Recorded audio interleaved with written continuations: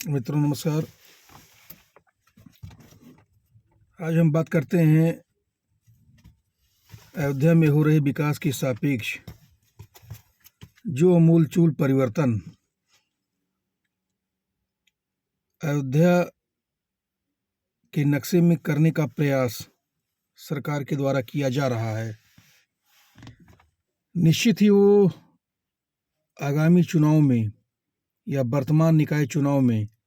भाजपा के लिए चुनौती के रूप में खड़ा हो सकता है, जहां पर समूचे शहर में रामपथ पर निर्माण के चलते तोड़फोड़ का कार्य नगर के बाहरी छोर शहादतगंज से लेकर और आखिरी छोर नया घाट तक किया जा रहा है। चौड़ीकरण के नाम पर भवनों का ध्वस्तीकरण हो रहा है और ऐसी स्थिति में जहां पर अधिकतर भवनों का निर्माण कह सकते हैं 80% भवनों का निर्माण नजूल की जमीन पर है, वहीं पर मुआवजे के नाम पर उनको न के बराबर धनराशि मुहैया कराए जाकर जो आक्रोश पैदा होने की संभावना मेरे द्वारा या आम जनता से रिस्पांस के द्वारा मिली, उससे प्रतीत होता है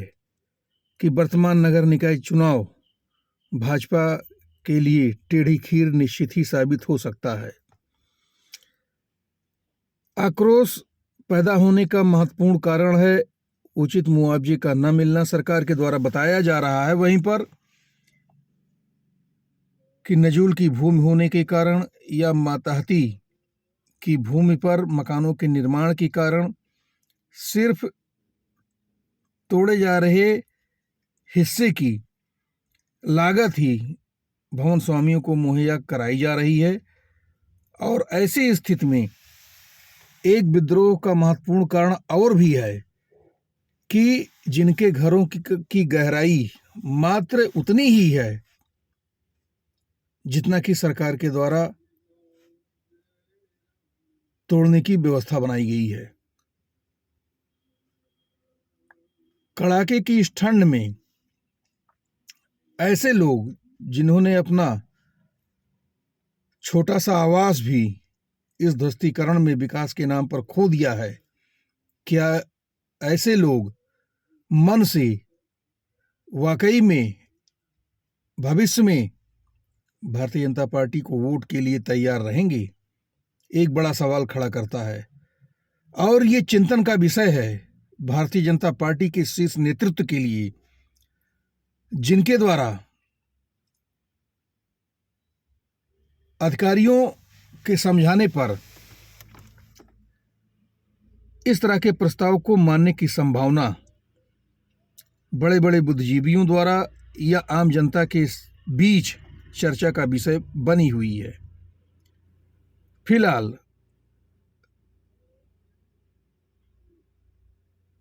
इस तरह का मंजर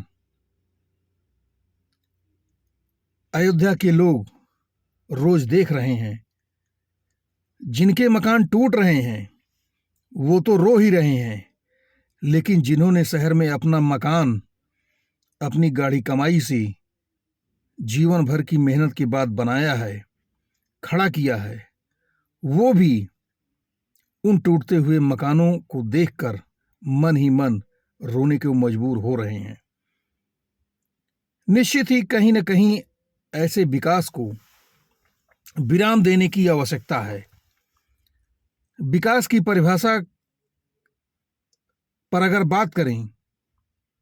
तो विकास से ज़्यादा महत्वपूर्ण सस्टेनेबल विकास, सस्टेनेबल डेवलपमेंट ज़्यादा महत्वपूर्ण माना जाता है और सार्वभौमिक परिभाषा के रूप में जाना पहचाना जाता है।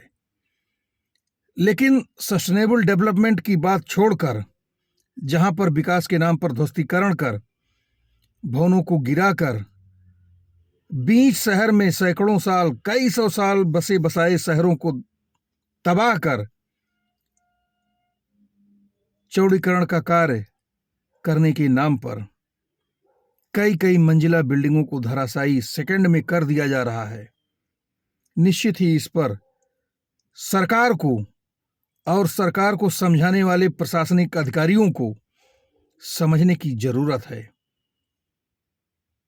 कि वो सरकार को क्या समझा रहे हैं, और सरकार को समझने की जरूरत है कि इस कार्य का प्रतिफल उनके भविष्य पर क्या पड़ेगा। जय हिंद, जय भारत।